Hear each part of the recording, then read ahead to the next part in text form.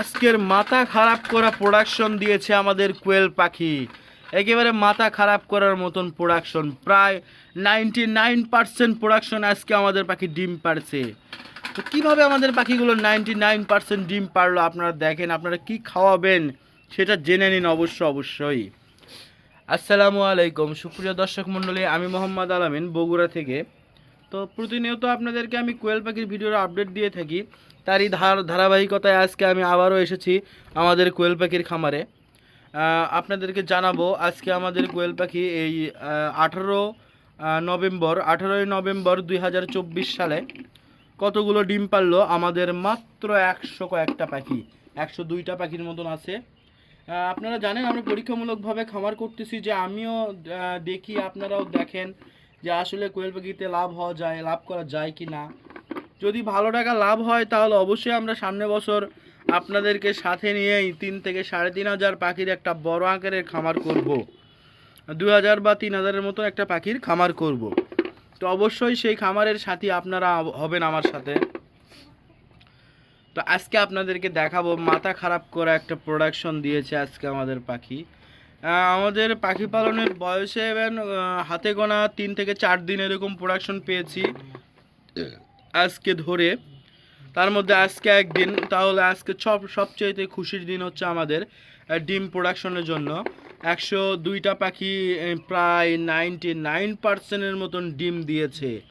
তার মানে হচ্ছে আপনার প্রায় 100টার মতন ডিম দিয়েছে আজকে 102টা পাখি। তো আপনারা জানেন আমাদের কোয়েল পাখি প্রতিনিয়ত কি খাবার খায় এবং কি ঔষধ ব্যবহার করি, সব কিছু বিস্তারিত আপনারা জানেন, আপনাদেরকে আমি প্রতিনিয়ত ভিডিওর মাধ্যমে জানাই। তো আপনারা অবশ্যই এখন যে এই সিজনটা চলতেছে, শীতের সিজন, এই সিজনে কোয়েল পাখির ডিমের দাম বেশি থাকে। আপনারা অবশ্যই এই সিজনে কোয়েল পাখি খামার করবেন। আর একটা জিনিস চেষ্টা করবেন যেন আপনারা আমার ভিডিও দেখে বা অন্য কোয়েল পাখির খামারের ভিডিও দেখে আপনারা যেন উদ্বুদ্ধ হয়ে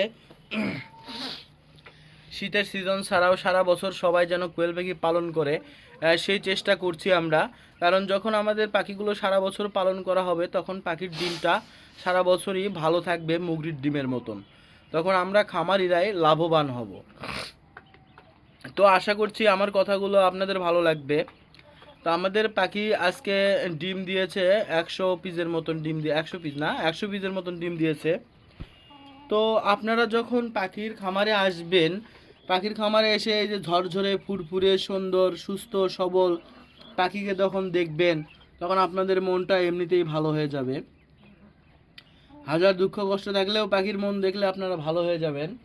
আর এই যে প্রোডাকশন যখন দেখবেন, আপনারা যখন ডিম কুড়াবেন, অর্থাৎ পাখির যখন ডিম কুড়াতে আসবেন, তখন অন্যরকম একটা আনন্দ কাজ করবে যে আমি বেকার ছিলাম আগে, এখন বেকার থেকে তো অন্তপক্ষে মুক্তি পাইছি আর কি। আপনার দিনে ডিম কুড়ান মানে একটা ডিম আপনার 3 টাকা করে আপনি কুড়াবেন। তো আপনার মনের ভিতর তখন একটা অন্যরকম ফিলিংস কাজ করবে, সেটা ভাষায় প্রকাশ করা যাবে না। আপনি যদি নিজে পাখির খামার করেন তাহলে বুঝতে পারবেন যে পাখির যখন ডিম উঠানো হয় তখন কীরকম একটা আনন্দ ভাব লাগে ভিতরে। তো আপনারা দেখতে পাচ্ছেন আমার এগুলো হচ্ছে জাপানি জাতের কোয়েল, জাপানি কিং কোয়েল। তো আপনারা জানেন আমাদের বাংলাদেশে অনেক ধরনের কোয়েল পাখি পাওয়া যায়, তার ভিতরে জাপানি কিং কোয়েলটা হচ্ছে আমাদের ডিমের জন্য বিখ্যাত। কারণ এরা প্রায় বছরে 300 পিসের মতন ডিম, 320 পিসের মতন ডিম দেয়। আর এরা হচ্ছে আকারে ছোট, যার ফলে এই পাখিগুলো আপনার খাবার খায় খুবই কম। এই পাখিগুলো খুবই কম খাবার খায় এবং ডিম প্রোডাকশন দেয় ভালো।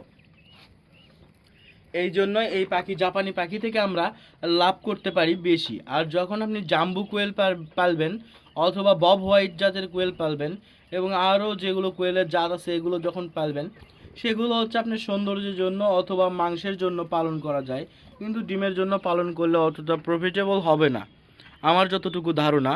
তো এখন সেটা আপনারা নিজেরা জাস্টিফাই করে নিজেরাই খামার শুরু করুন যে আসলে কোন জাতের কোয়েল পাখি খামার করলে ভালো হবে।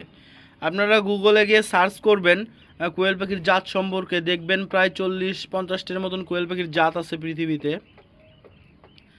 তার মধ্যে ডিমের জন্য জাপানি জাতটাই বিখ্যাত এবং আমাদের বাংলাদেশের আবহাওয়াতে সুইটেবল। বাংলাদেশের যে কোনো আবহাওয়াতে আমাদের এই জাপানি জাতটা বাংলাদেশ কোন ভারত কোন যে কোনো দেশের আবহাওয়াতে খাপ খাইয়ে নিতে পারে, কোনো ধরনের কোনো সমস্যা বা প্রবলেমে পড়তে হয় না এই জাপানি কোয়েল নিয়ে।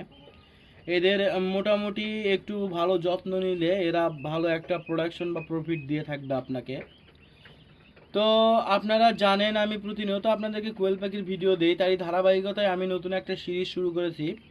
সেটা হচ্ছে কোয়েল পাখির A to Z নামে। তো এটা পর্ব আকারে একদিন পর পর অথবা প্রত্যেক দিন একটা করে পর্ব ইনশাল্লাহ আপনাদেরকে দিব। সেই ভিডিওটা আমার চ্যানেল থেকে দেখে নেবেন, সেই প্রত্যেকটা ভিডিও দেখবেন মনোযোগ সহকারে। তাহলে অবশ্যই আপনারা কোয়েল পাখির খুঁটিনাটি সব কিছুই বিষয় সম্পর্কে আপনারা ধারণা পাবেন, এবং তাতে করে হবে কি আপনারা কোয়েল পাখি পালন করতে সহজ হবে। এবং এর পাশাপাশি আজকে আমাদের কোয়েল পাখিগুলো আমাদের মন ভালো করে দিয়েছে, কারণ তারা আজকে 102টা পাখি 100টার মতন ডিম পাড়ছে আর কি।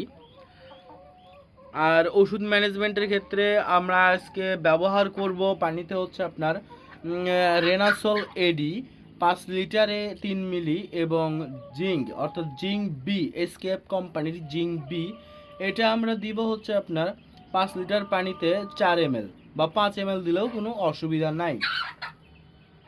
ও আর খাবার তো আপনারা জানেন প্রতিনিয়ত আমরা যে খাবারটা দেই লেয়ার 1 আগে দিচ্ছিলাম নারিশ কোম্পানির।